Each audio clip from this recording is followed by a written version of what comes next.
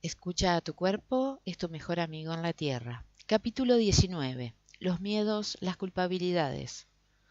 Son las dos emociones más extendidas y también las más desarrolladas en el ser humano. No conozco a nadie que no haya pasado miedo en toda su vida y que aún hoy no siga experimentando un cierto temor. El miedo, al igual que cualquier otra emoción, procede del pensamiento. Lo que puede llegar a aterrorizar a algunas personas, a otras puede dejarlas totalmente indiferentes. Es evidente que algunas personas son mucho más valientes que otras y que incluso hay quienes llegan a dominar sus miedos. Si un perro muy grande te saltase encima, experimentarías un miedo atroz, ya que sin duda alguna presentirías el peligro. Para ti, este miedo sería algo real. Sin embargo, en esta misma situación, otra persona reaccionaría de una manera totalmente distinta, ya que vive en constante armonía con los animales.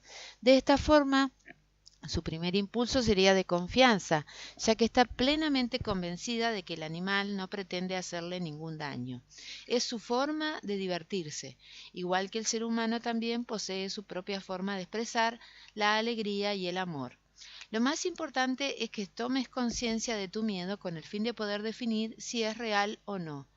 Si cuando experimentas este miedo tu cuerpo corre un verdadero peligro, es muy humano que en esos momentos sientas un cierto temor. Tu cuerpo sabe exactamente qué cantidad de adrenalina debe proporcionarte para que puedas hacer frente a esa situación. En este mundo existen muchísimos más miedos irreales que reales. Retrocede unos meses en tu vida. Durante estos 3 últimos meses, ¿cuántas veces has experimentado un miedo real? ¿Un miedo en el que tu vida corriese verdaderamente algún peligro? Los demás miedos proceden tan solo del pensamiento. Cuando un miedo suele repetirse constantemente es porque nos fue inculcado por nuestros padres desde la infancia y a través incluso antes del nacimiento. El niño recibe y acepta la noción del miedo debido a la sobreprotección de sus padres, miedo a que el bebé pueda caerse, a que coja frío, a que se ponga enfermo, etc. Creen que tener miedo es un comportamiento normal en el ser humano, pero no es normal, sino más bien habitual.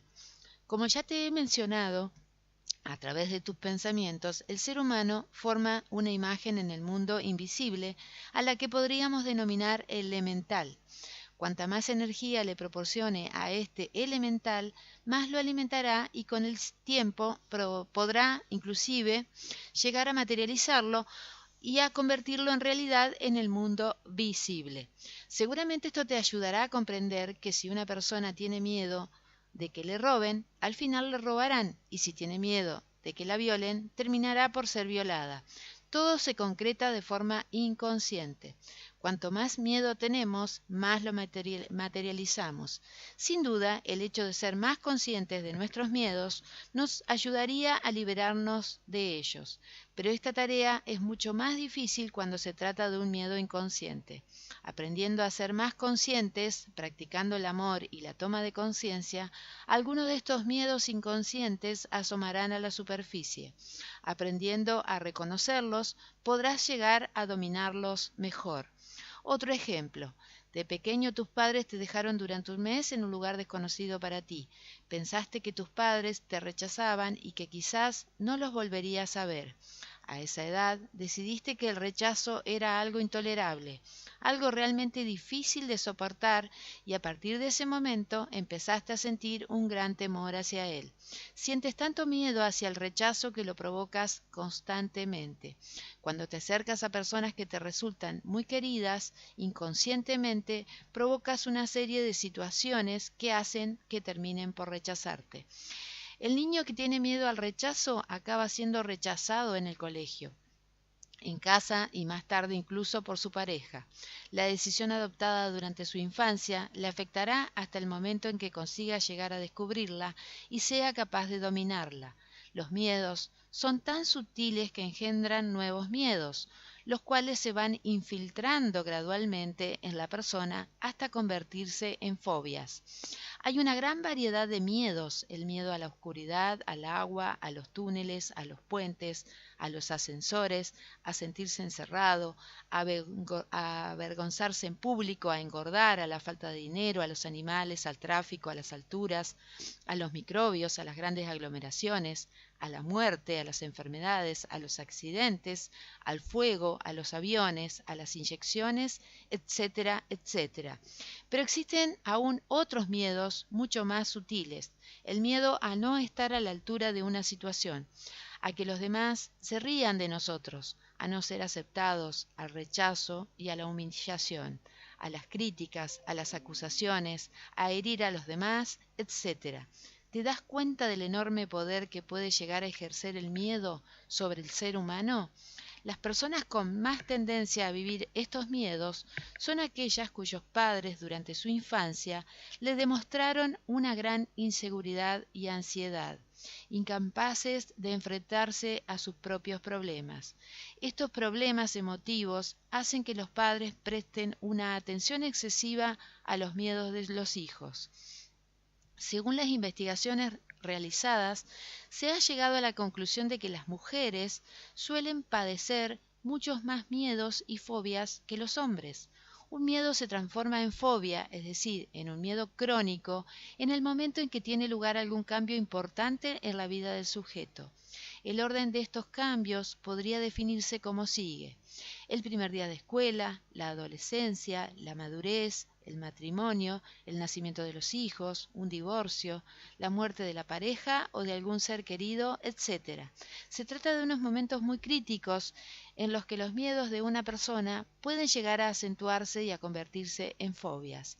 Según las investigaciones más recientes, al menos en Estados Unidos, la proporción de las fobias más frecuentes es la siguiente: 60% a la agorafobia, 22% a las enfermedades o accidentes, 8% a la muerte o a las aglomeraciones, 4% a los animales, 2% a la oscuridad, 2% a las alturas y 2% a otras.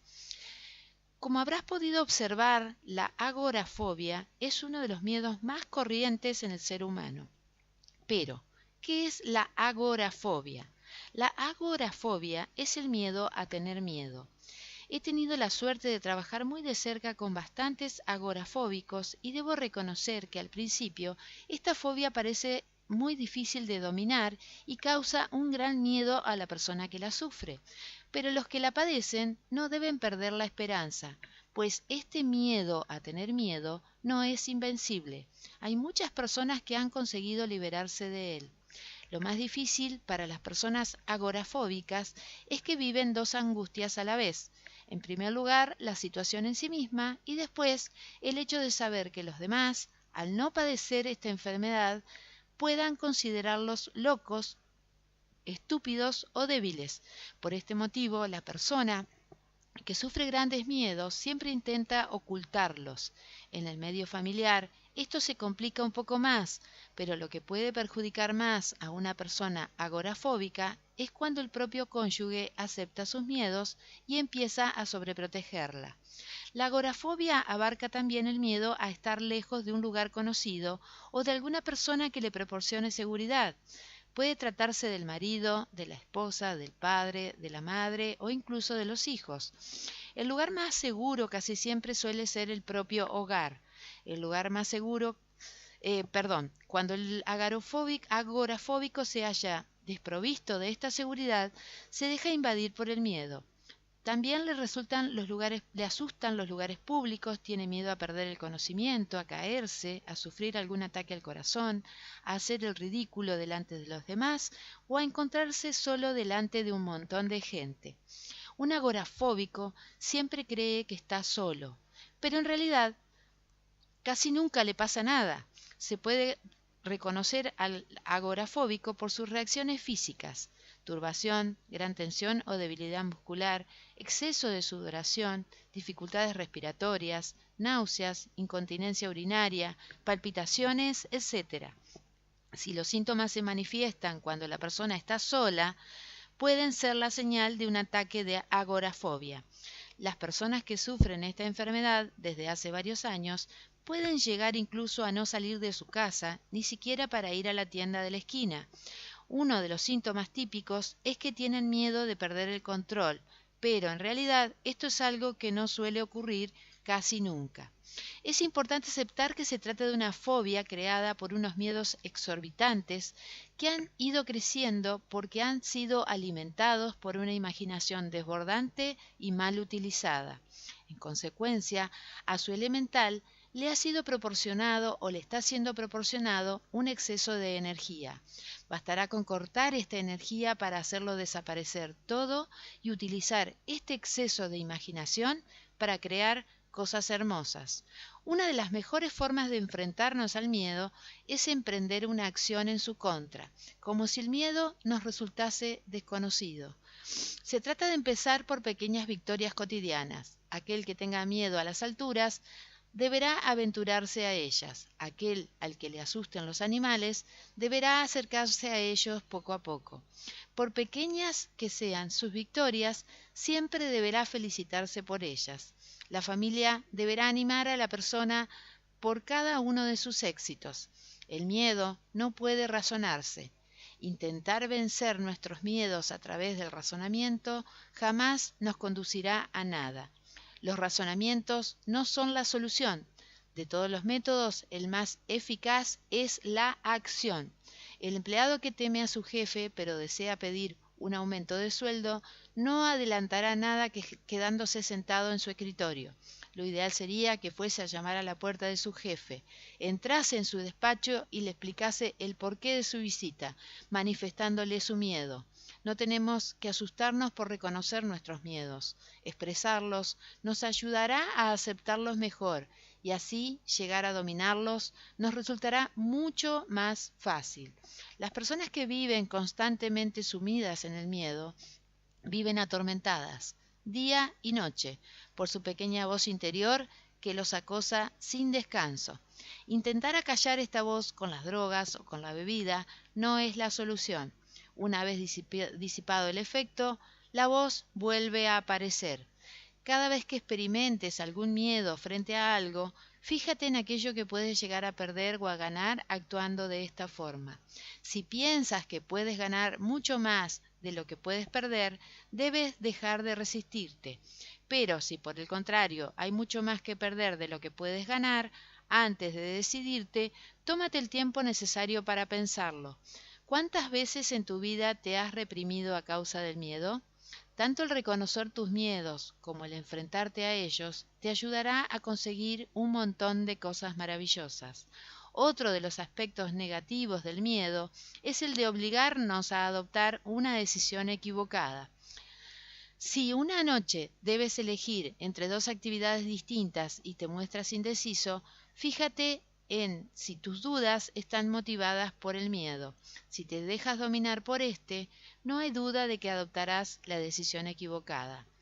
El miedo tan solo puede convertirse en guía si permaneces alerta y consciente e intentas comprender el motivo de su presencia.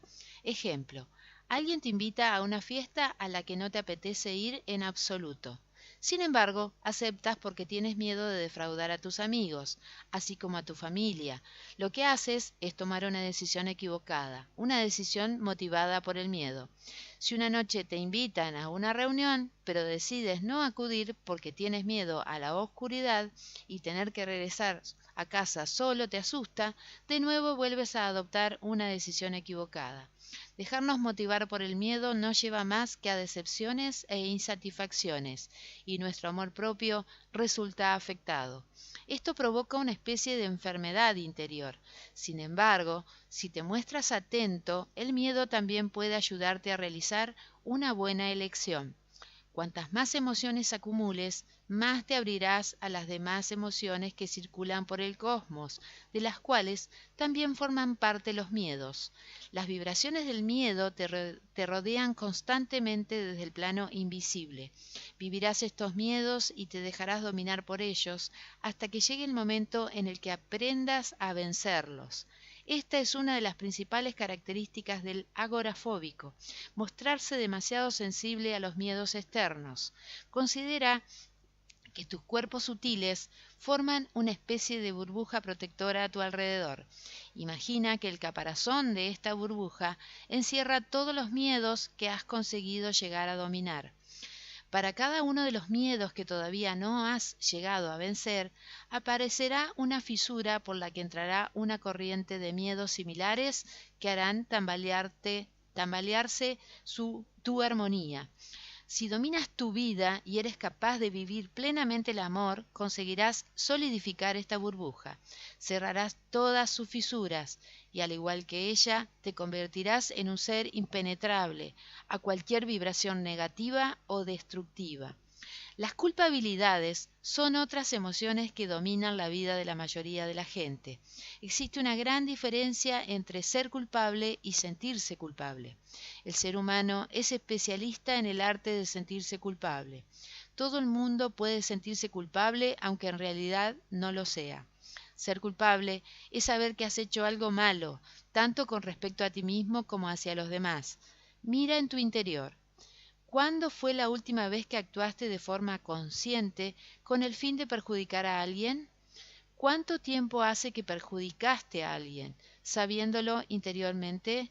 Estoy segura de que este recuerdo te parece muy lejano, y es que hay muy pocas personas que realmente sean culpables.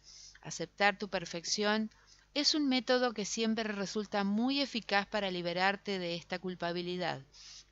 Tomemos, por ejemplo, la posibilidad de que hayas insultado sin mala intención a una persona. Esta, al enfadarse, hace que te sientas culpable. Dios mío, no tendría que habérselo dicho. Hubiese sido preferible que le dijese esto o aquello. Llegados a este punto, lo que tienes que hacer es recapacitar y preguntarte, ¿soy culpable? ¿Sí o no? ¿He hablado a esta persona con intención de hacerle daño? ¿La he herido consciente e intencionalmente? No, pues entonces no eres culpable. No tienes por qué pedirle perdón ni tampoco por qué sentirte culpable. Si sigues pensando así, terminarás por provocarte un accidente. Tu superconciencia te enviará este mensaje con el fin de advertirte de que esta actitud de culpabilidad no te resulta en absoluto beneficiosa.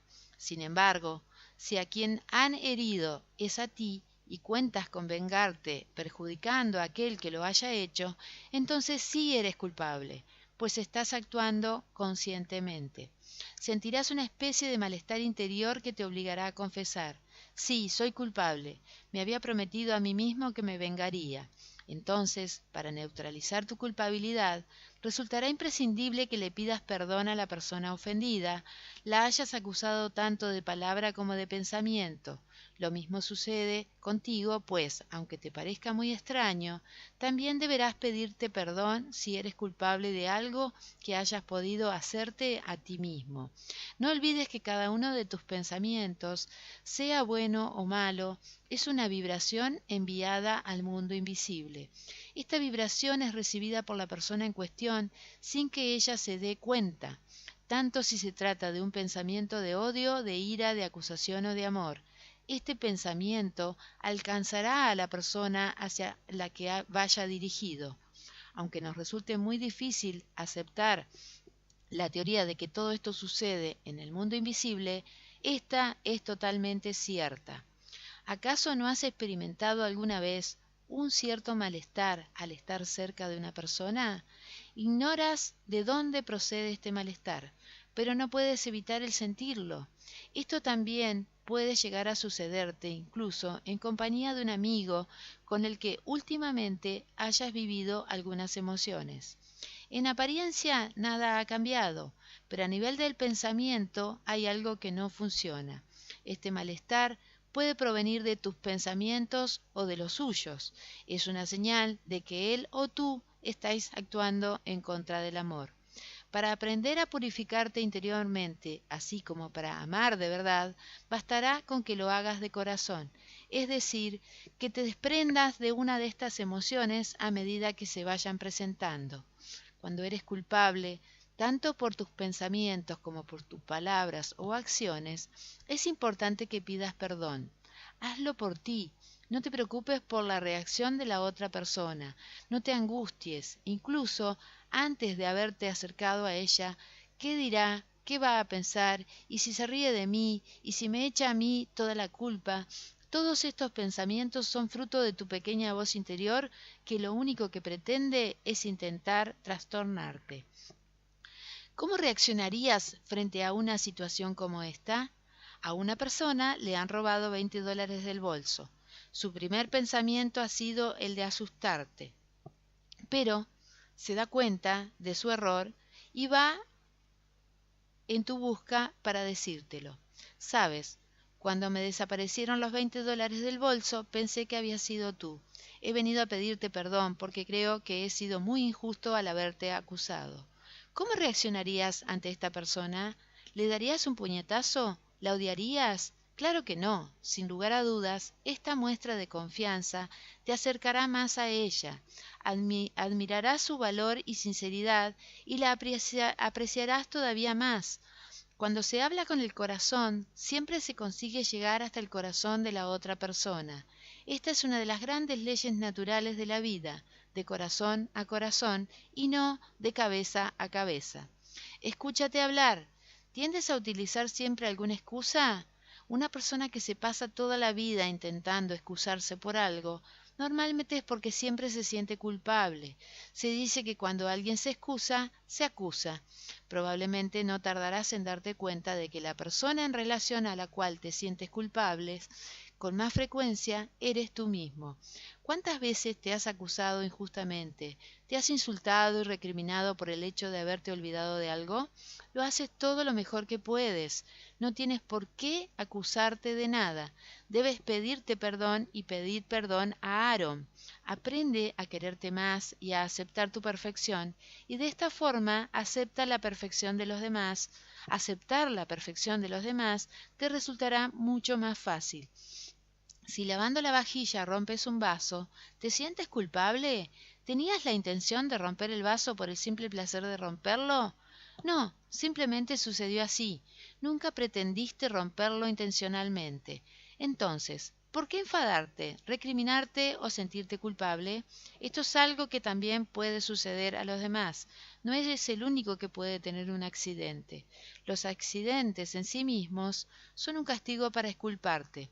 Los accidentes son un mensaje de tu cuerpo para indicarte que acabas de tener un pensamiento de culpabilidad, pero que no eres culpable. Un accidente simplemente significa: ¿quieres dejar de sentirte culpable y de acusarte injustamente? ¿No ves que no eres culpable? Antes de pasar al siguiente capítulo, señala uno de tus miedos y emprende alguna acción para enfrentarte a él. Elige los que quieras y empieza a luchar contra ellos, pero siempre de uno en uno. Escribe otra lista con todas las culpabilidades que hayas experimentado durante los 3 últimos días. Este ejercicio te ayudará a volverte más consciente.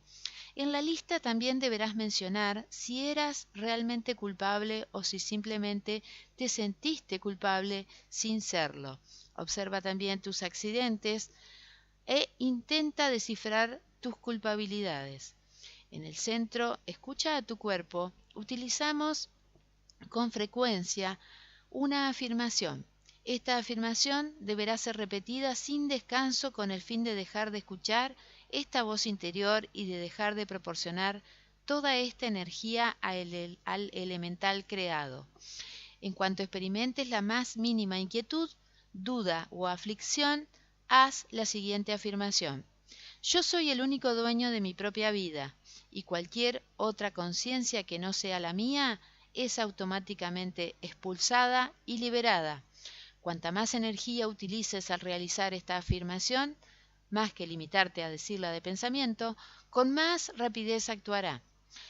En esta afirmación se menciona otra conciencia, y esta es precisamente esa pequeña voz interior que te abruma para crear un elemental a tu alrededor con el fin de atormentarte. Pero, si dejas de escucharla, se desanimará, se irá a otra parte, o simplemente, al no recibir ningún alimento, morirá. A aquellas personas que padezcan alguna fobia o miedo crónico, les aconsejo firmemente que realicen esta afirmación cientos o incluso miles de veces al día. Posiblemente, después de algunas semanas, la lucha será mucho más fácil.